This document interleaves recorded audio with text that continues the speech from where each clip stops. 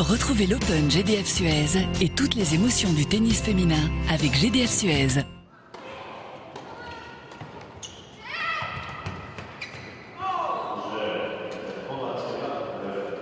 Qu'est-ce qui vous a manqué ce soir ? Ce qui m'a manqué, c'est tout simplement que l'adversaire était plus forte que moi aujourd'hui.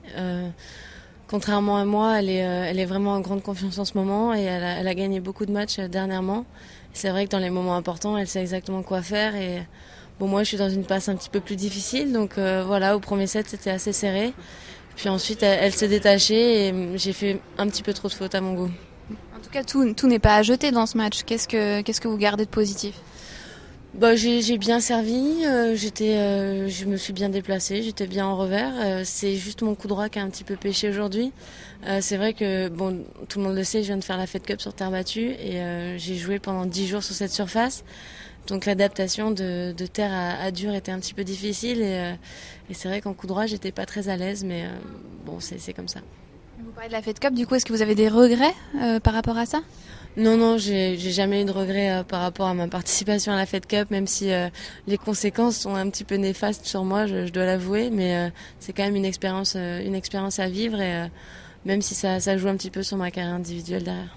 Mais là, vous parlez aussi de confiance. Est-ce qu'elle est vraiment entamée en ce début de saison 2010 ou Non, je peux vous dire que j'étais bien moins bien l'année dernière et là je reprends quand même du poil de la bête. Comme j'ai un petit peu reculé au classement, c'est vrai que je suis un petit peu dépendante du tirage au sort. Et voilà, aujourd'hui, je joue contre Charles-Pierre, qui est tête de série, qui est presque top 20. Donc c'est pas facile. L'année dernière, c'était moi à sa position. Et maintenant, me voilà à jouer des filles très fortes au premier tour. Et ça, c'est pas toujours facile pour rentrer dans le tournoi. Est-ce que c'est pas aussi le problème quand on arrive à 50, 60e joueuse mondiale sur les tournois, vous l'avez vu à l'Open d'Australie, on tombe direct contre des grosses joueuses.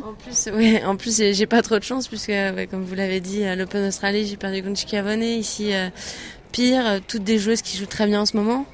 Et voilà, c'est vrai que ça met un coup à chaque fois à mon moral, à ma confiance, mais je me dis en même temps que si je continue à travailler comme ça devrait marcher bientôt.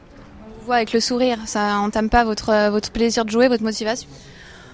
Non, le plaisir de jouer, je l'aurai toute ma vie. J'ai choisi ce métier, c'est pas pour rien. Le tennis, ça reste ma passion, mais voilà, c'est à chaque fois des petits coups au moral. Mais la capacité d'un bon joueur de tennis à rebondir est très importante. Mais qu'est-ce qui fait qu'on rebondit justement dans ces moments-là alors ? C'est le fait qu'on a envie d'aller chercher des victoires, de jouer mieux, de se sortir de cette mauvaise passe. Et voilà, l'envie, je l'ai très fort au fond de moi, donc je vais tout faire pour ça. Vous avez fait un gros travail sur vous pendant la période hivernale, beaucoup de questions que vous êtes posées. Est-ce que vous avez l'impression d'avoir posé les bonnes questions ou vous recommencez à cogiter un petit peu autour de ça ? Non, j'évite de cogiter. Je me suis beaucoup entraînée dans cette intersaison. J'ai vraiment beaucoup bossé et voilà, je me suis dit que le meilleur moyen pour revenir au plus haut niveau, c'était de travailler encore. Donc je vais effectivement continuer à travailler comme toutes les joueuses du haut niveau. Et puis voilà, après on verra ce que ça donne, je prends jour après jour.